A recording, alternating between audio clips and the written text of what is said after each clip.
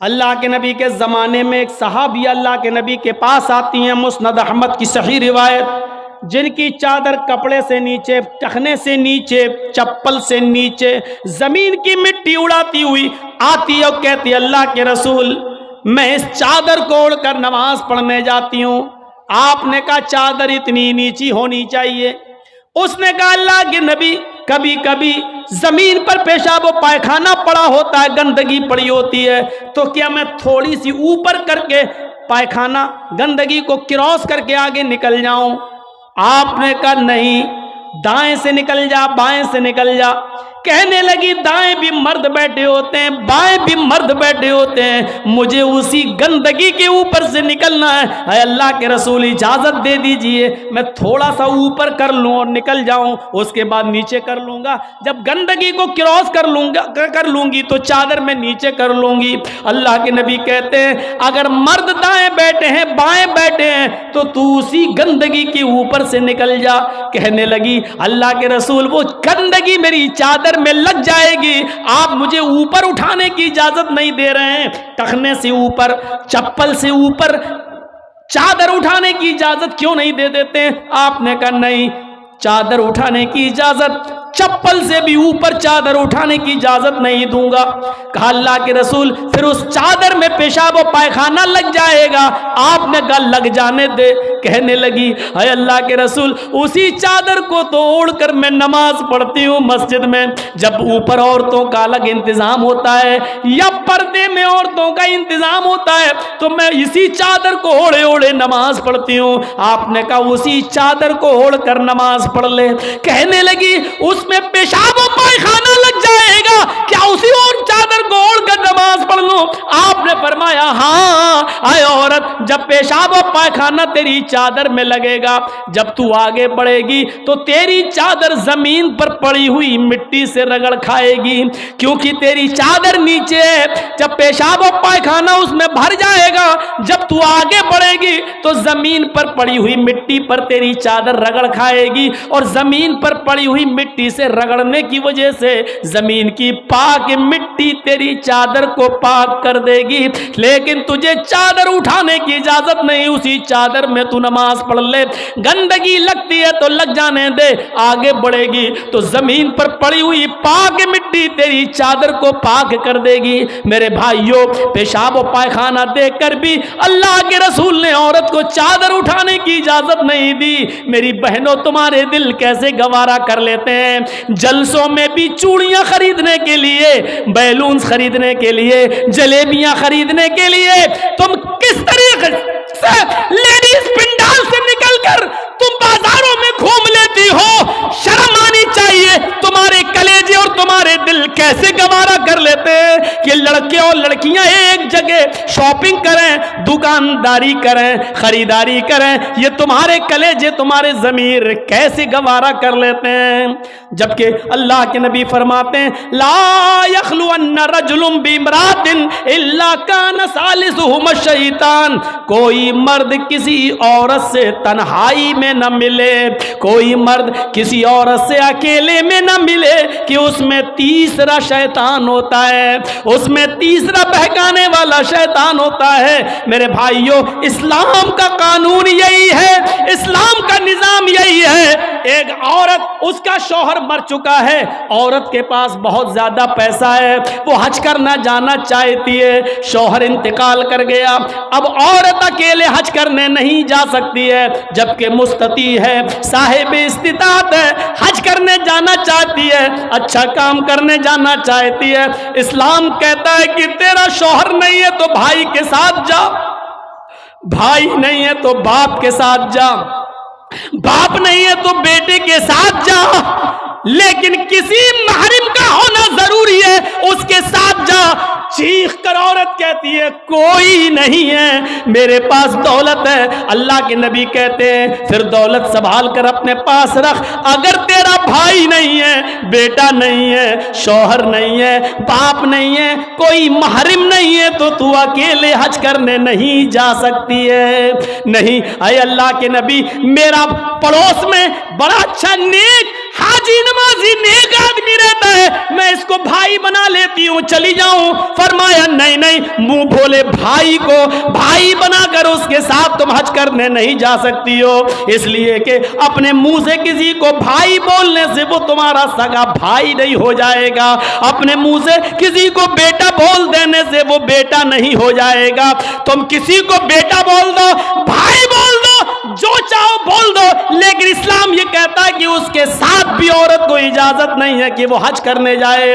अगर कोई नहीं है तो मत जाओ, लेकिन इस्लाम इस बात की इजाजत नहीं देता है कि तुम अकेले जाओ या किसी को बहन, किसी को भाई या बेटा बनाकर जाओ, इस बात की इजाजत नहीं देता। इस्लाम एक इबादत में, हज जैसी इबादत में भी औरत को किसी गैर मर्द को मुंह बोले भाई और मुंह बोले बेटे के साथ भी जाने की इजाजत नहीं देता। तो मेरे भाइयों, जब खाने काबा में जाने की इजाजत नहीं देता है, सफा मरवा की सई की इजाजत नहीं देता है, इतनी खूबसूरत इबादत की इजाजत नहीं देता है, तो बाजारों में अकेले घूमकर शॉपिंग करने की इजाजत कैसे देगा? फिर बाजार के अंदर औरत को अकेले जाने की इजाजत कैसे देगा? इतनी खूबसूरत इबादत करने की इजाजत नहीं देता है, इतनी खूबसूरत इबादत करने की इजाजत नहीं देता है, तो मेरे भाइयों फिर औरत को बाजारों में घूमने की इजाजत कैसे देगा? फिर बाजार में घूमने और बाजार में सैर व तफरीह की इजाजत कैसे देगा? हमारी माँ बहनों को इस बात को सोचना चाहिए, गौर करना चाहिए, संजीदगी से इसको लेना चाहिए। एक जमाना था, हजरत फातिमा कह रही हैं, आए अली मैं इतनी बीमार हूँ, इतनी बीमार हूँ, लगता नहीं कि इस बीमारी में मैं बच पाऊंगी। आए अली अगर मुझे कुछ हो जाए, अगर मेरा इंतकाल हो जाए, आए अली तो मुझे दिन के उजाले में दफनाने मत ले जाना, रात की तारीकी में ईशा की नमाज के बाद मुझे कब्रिस्तान में दफन करना। हजरत अली ने कहा, ऐ फातिमा ऐसा क्यों कह रही हो? अगर तुम्हारा इंतकाल सुबह फजर के बाद हो तो क्या ईशा तक हम तुम्हारे जनाजे को रखेंगे, मिट्टी को रखेंगे? तुम्हारे बाप का, तुम्हारे अब्बू का फरमान है कि मैयत को जल्दी कब्रिस्तान ले जाओ, फिर मैं लेट कैसे करूं? फरमाती हैं, आए अली, आए मेरे प्यारे शौहर, मुझे रात में ही ले जाना, मेरी बात को गिरा बांधो, मेरी बात को मजबूती से पकड़ लो, मेरी वसीयत को याद रखना, चाहे मेरा इंतकाल कभी भी हो, लेकिन मुझे ईशा के बाद दफनाना, मुझे दिन के उजाले में कब्रिस्तान न ले जाना। ऐ अली मैं नहीं चाहती हूँ कि मेरे मुर्दा जिस्म पर पड़े हुए कफन पर भी किसी गैर मर्द की नजर पड़े, मैं अपने कफन पर भी किसी गैर मर्द की नजर नहीं पड़ने देना चाहती हूँ। ऐ अली मुझे रात में ले जाना, दिन के उजाले में नहीं। मैं नहीं चाहती कि मेरे कफन पर भी किसी गैर मर्द की नजर पड़े। मेरे भाइयों, इंतकाल के बाद निकाह जायज नहीं है, इंतकाल के बाद शादी नहीं होती है, लेकिन इंतकाल के बाद भी अपने जिस्म को तो छोड़ो, अपने कफन को भी किसी गैर मर्द को देखने की इजाजत नहीं दे रही हैं। ये था हजरत फातिमा का पर्दा। इस पर्दे की रोशनी में मेरी बहनों, अपने गरीबानों में झांक कर देखो, अपने गरीबानों के बटन खोलो और तलाश करो हम कहां खड़े हैं, हमारा पर्दा क्या है, हमारी इज्जत व आबरू क्या है। आज हमारे चेहरों को हर कस और नाकस देख रहा है। कल तक हमारे इन खूबसूरत गालों को कभी आसमान की निगाहों ने भी नहीं देखा था, चांद और सितारों ने भी नहीं देखा था, और आज जो चाहता है देख लेता है। हर कस और नाकस जिसको चाहो आज वो बड़ी आसानी से हमारी बहनों बेटियों का दीदार कर रहा है। और एक और बात, जितना अमीर बाप है, जितना अमीर बाप है, जितना भी बाप अमीर मिलेगा आपको, आप देखिएगा उसकी बेटी उतने ही कम कपड़े पहने हुए होगी। किस बात का अमीर है तू? काहे का अमीर है तू? अपनी बेटी को 5 मीटर का कपड़ा लाकर नहीं दे सकता है तो काहे का अमीर है तू? कंजूस और बखील बाप। अल्लाह ताला ने इन अमीरों को ऐसी सजा दी है, ऐसी सजा दी है। कल तक ये गरीबों की लड़कियों को डांस कराया करते थे, आज अल्लाह ताला ने इन अमीरों की लड़कियों के जिस्मों से कपड़े उतार कर उनको लोगों की नजरों को दीदार करने पर मजबूर कर दिया। आज इन अमीरों की लड़कियों के जिस्मों से कपड़े उतरवा कर आज آج غریب ان لڑکیوں کو دیکھ رہے ہیں، ان کا نظارہ کر رہے ہیں. آج امیروں کو اللہ نے یہ سزا دی ہے. آج وہ فیشن سمجھتے ہیں کہ میری بیٹی فیشنیبل کپڑے پہنے ہوئے ہیں. نہیں نہیں میرے بھائیوں، میری بھائیوں، آپ اپنی بہنوں کے ذمہ دار ہیں. اللہ کے نبی نے فرمایا کہ جس لڑکی کا باپ جس کی بیٹی بے پردہ گھومے وہ باپ دیوس ہے. جس کی بہن بے پردہ گھومے وہ بھائی دیوس ہے. جس کی بیٹی بے پردہ گھومے وہ باپ دیوس ہے. جس کی بیوی بے پردہ گھومے وہ شوہر دیوس ہے.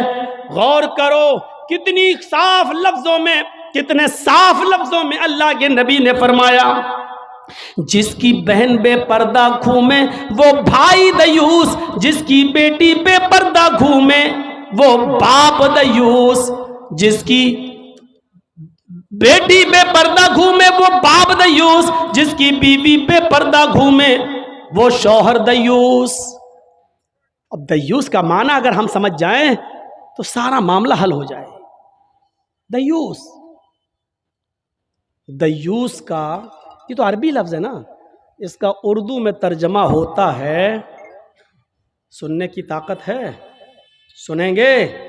دیوس کا مطلب ہوتا ہے بھڑوا. اور بھڑوا کس کو کہتے ہیں بتانے کی ضرورت نہیں، جانتے ہوں گے. بھڑوا کہتے ہیں اس کو جس نے اپنی بہن، بیٹی یا بیوی یا ماں کو غلط کام کرنے کے لیے کسی اڈے پر بٹھا دیا ہو، چکلے پر بٹھا دیا ہو اور ان سے غلط کام کرواتا ہو اور ان کی کمائی کھاتا ہو. عربی زبان میں اس کو دیوس کہتے ہیں اور اردو میں اس کو بھڑوا کہتے ہیں. کتنا سخت جملہ استعمال کیا اللہ کے رسول نے. مولانا جرجیز کو آپ کہہ رہے ہوں گے یہ کیا ہو گیا اس کو. اللہ کے نبی نے کہا جس کی ماں بے پردہ گھومے اور بیٹا اپنی ماں کی بے پردگی پر کچھ نہ بولتا ہو وہ بیٹا بھڑوا. جس کی بیوی بے پردہ گھومے اور شوہر اپنی بیوی کی بے پردگی پر کچھ نہ بولے وہ شوہر بھڑوا.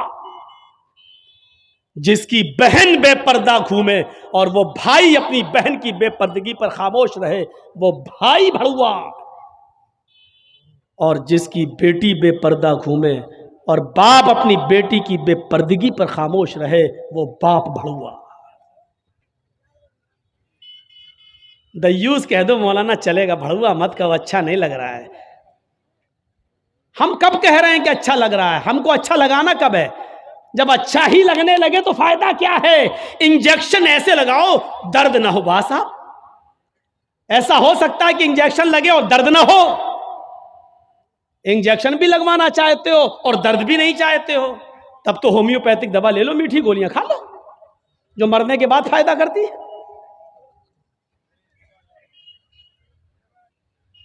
ہومیوپیتھک دوا کے بارے میں یہی مشہور ہے، بہت لیٹ فائدہ کرتی ہے، تو ہم نے کہہ دیا مرنے کے بعد فائدہ کرتی ہے. لیکن سسٹم مل جائے تو جادو کی طرح بھی فائدہ کرتی ہے، بہت جلدی بھی کرتی ہے. تو جب آپ کو میٹھی گولیاں ہی کھانا ہے ہومیوپیتھک دوا تو پھر مت کراؤ تقریریں، اور تقریر کرا رہے ہو تو سننا پڑے گا. کتنے لوگ ہیں آج جو اپنی بیوی کی بے پردگی پر سوال اٹھاتے ہیں؟ کتنے ایسے ہیں جن کی بیٹیاں آج بے پردہ گھومتی ہیں اور وہ باپ اپنی بیٹیوں کو ڈانٹتے ہیں؟ اگر ماں باپ اپنی بیٹیوں کو صحیح سے ذمہ داری نبھانے لگیں تو آج ایک بھی لڑکی کے پاس اینڈرائڈ موبائل نہ ہو. ہماری 18-20 سال کی لڑکی جس کی شادی نہیں ہوئی گھر پہ رہتی ہے، اس کے ہاتھ میں اینڈرائڈ موبائل چیخ چیخ کے بتا رہا ہے کہ باپ کی تربیت میں کمی ہے، باپ اپنی بیٹی پر پورا کا پورا حکمراں نہیں ہے، حاکم نہیں ہے. یا یہ کہہ رہا ہے بیٹی کے ہاتھ میں وہ اینڈرائڈ موبائل چیخ چیخ کے کہہ رہا ہے یہ باپ نہ کہہ رہا ہے، بیٹی کے آگے باپ کی نہیں چل رہی ہے، باپ مجبور ہو چکا ہے. میرے بھائیوں اگر باپ مجبور نہ ہوتا تو بیٹی کے ہاتھ میں اینڈرائڈ موبائل نہیں ہوتا. کیا ضرورت ہے بیٹی کے ہاتھ میں دینے کی؟ وہ تو گھر میں رہتی ہے، کیوں چلائے گی صاحب؟ آپ کی بیٹی 18-20 سال کی کیوں فیس بک چلائے گی؟ کیوں واٹس ایپ چلائے گی؟ کیوں میسنجر چلائے گی؟ اور آپ کیسے اپنی بیٹی کو فیس بک اور میسنجر اور واٹس ایپ چلانے کے لیے ڈھیل دے سکتے ہیں؟ کیسے؟ آپ کا یہ دل کیسے گوارا کر لیتا ہے؟ آپ ذمہ دار ہیں۔ ہماری یہ بیٹیاں کل بچوں کی مائیں بنیں گی، شادی کے بعد ان کو اپنے بچوں کی تربیت کرنا ہے۔ ماں کے قدموں کے نیچے جنت بتائی گئی ہے، حالانکہ یہ کوئی حدیث نہیں ہے، ایک مقولہ ہے، لیکن بچے اپنے ماں کے قدموں کے نیچے جنت کیسے ڈھونڈیں؟ یہ آج کل کی ماں کے قدموں کے نیچے جنت ہے؟ جس کو خود نہیں معلوم کہ قدم میرے کہاں ہیں، اس کے قدموں کے نیچے بچے جنت ڈھونڈیں گے؟ ہمیں سوچنا ہے، ہمیں اپنی بیٹیوں کی تربیت کرنا ہے۔ امام احمد ابن حنبل اپنی مسند کے اندر ایک واقعہ نقل کرتے ہیں کہ ایک صحابیہ تھی، ان کے گھر میں ایک بچہ پیدا ہوا۔ ایک صحابیہ تھی، ان کے گھر میں ایک بچہ پیدا ہوا۔ جب بچہ پیشاب کرتا تھا تو وہ پانی کا لوٹا اس بچے کی شرمگاہ پہ ڈال دیتی تھی۔ جیسی بچے نے پیشاب کیا وہ پانی لاتی اور شرمگاہ پہ ڈال دیتی۔ وہ صحابیہ کہتی ہیں میرا بیٹا جب چلنے کے لائق ہوا، پہلا دن تھا اس کا چلنے کا، پہلا دن تھا میرے بیٹے کے چلنے کا، پہلا دن تھا میرا بیٹا کھڑے ہو گیا، جب چلا میرے بیٹے کو جب پیشاب کی ضرورت محسوس ہوئی تو اس نے پانی کا برتن دیکھنا شروع کر دیا۔ ماں کہتی ہے کہ میں دیکھ رہی تھی اپنے بیٹے کو، جب بھی وہ پیشاب کرتا تھا تو میں پانی اس کی شرمگاہ پہ ڈال دیتی تھی۔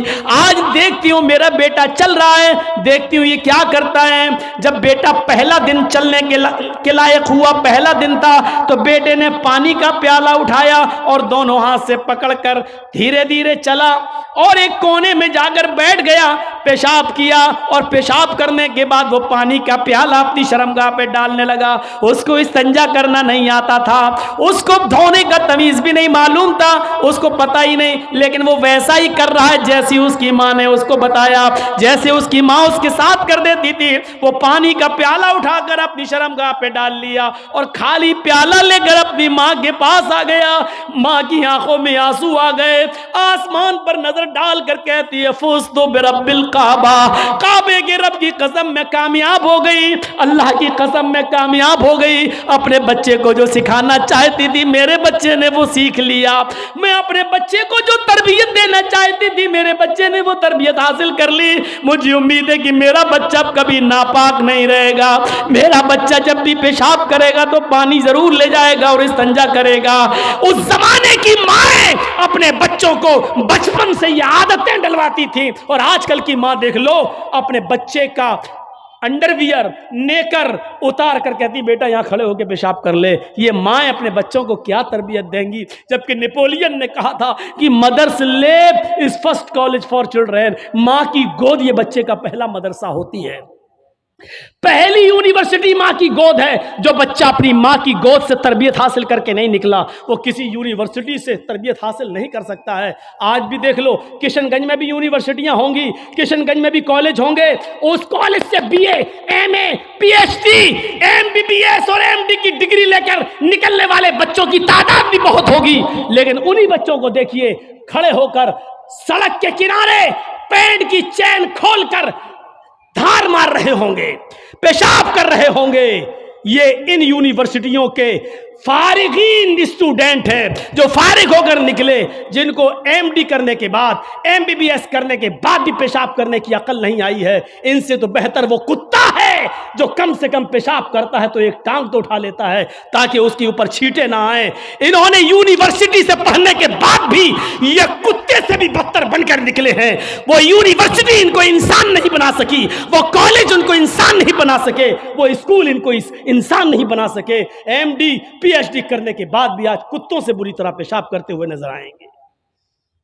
کہہ لینے دیجئے مجھے کتا، گدھا، جو کچھ بھی بولتا ہوں میں سب، آج مجھے اجازت دیجئے میرے بھائیوں، کہو کہ جانوروں کی اجازت مت بولو، ہم لوگ انسان ہیں، قرآن نے بھی جانوروں کی مثالیں دی ہیں۔